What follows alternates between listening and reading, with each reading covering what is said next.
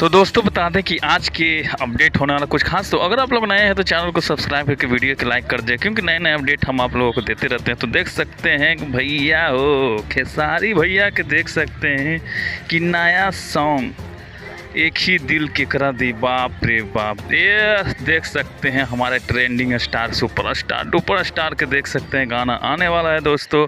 और गाने का देख सकते हैं नाम दोस्तों, बहुत ही समझिए कि अनोखा नाम दोस्तों।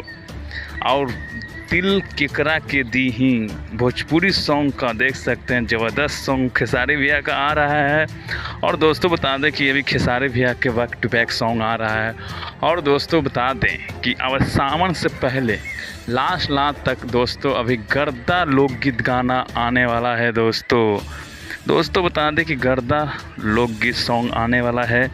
और देख सकते हैं पोस्टर में साफ कि दिल केकरा के दी ही भोजपुरी सॉन्ग दोस्तों अभी खेसारी भैया के सावन से पहले काफ़ी अच्छा सॉन्ग। तो आप लोगों की क्या राय है, आप लोग कमेंट्स करके ज़रूर बताइए और वीडियो के कर दीजिएगा एक लाइक।